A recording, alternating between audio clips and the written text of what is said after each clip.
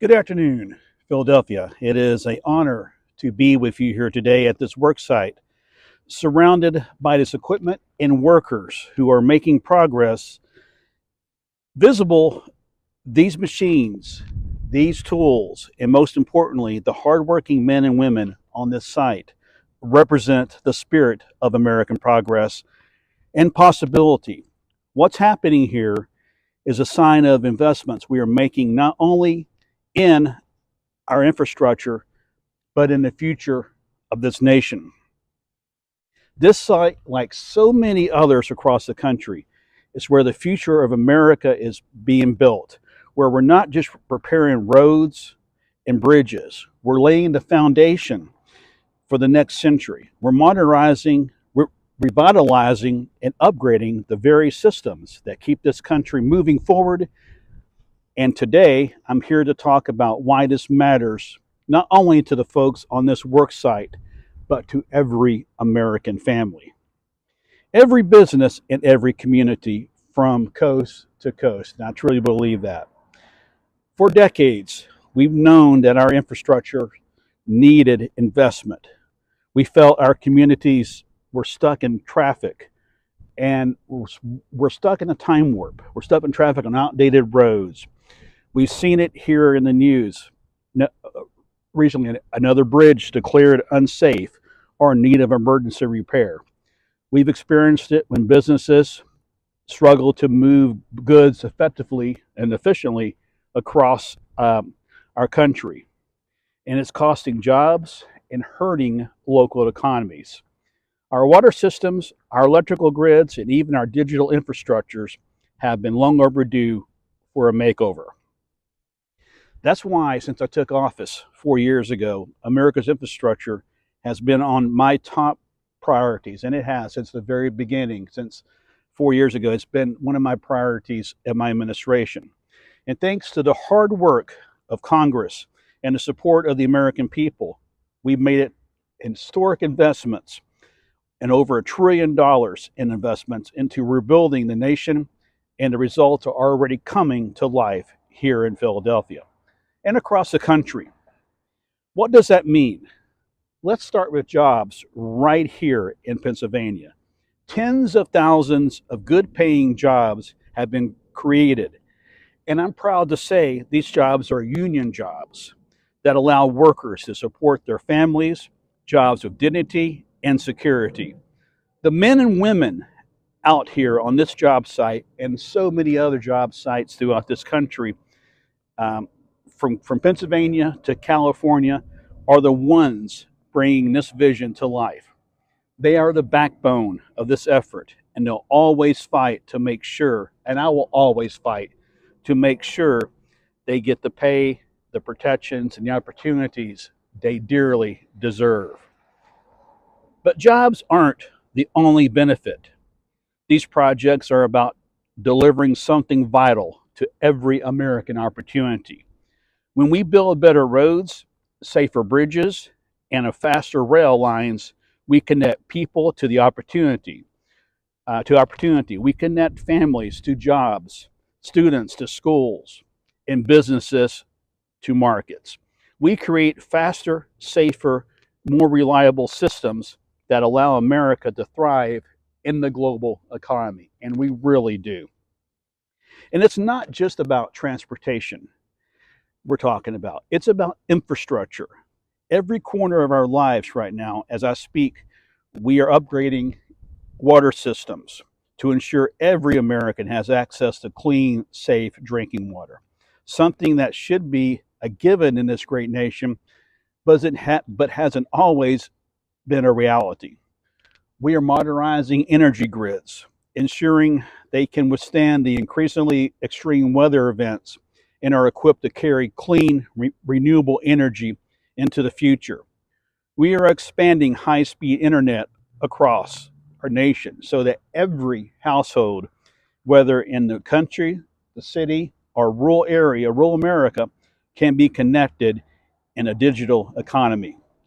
No more dead zones. And I can't tell you, there's no more frustrating thing than to have a cell phone to be in a dead zone. No more dead zones.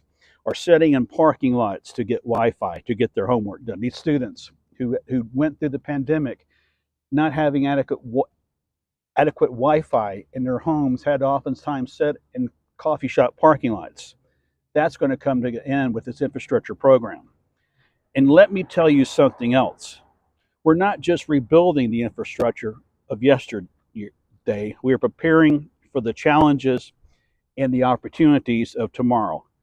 Building resilient climate-proof infrastructure that can stand the test of time as we deal with more severe storms, wildfires, and rising seas. And it's critical that our infrastructure is built to last.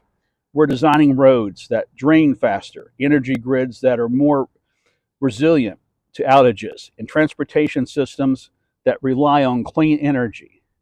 The work we're doing here today will help protect our communities for generations to come. But my fellow Americans, we're not stopping at roads, bridges, and internet. Our infrastructure plan is also focused on making America the world leader in clean energy. We're building electric vehicle charging stations in every state, ensuring that no matter where you live, driving electric vehicles will be practical and affordable. And we are investing in renewable energy projects, solar, wind, and battery storage to create a future where America is powered by clean, homegrown energy. And those projects are creating thousands of jobs for America's workers, installing wind turbines, laying solar panels, and developing the technologies that will lead the world in innovation. This is not just about building more than just physical infrastructure. Excuse me. It's building economic opportunity and resilience for every American.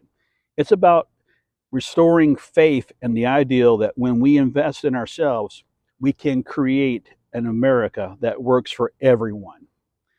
An America where no one is left behind, and that includes historically underserved communities.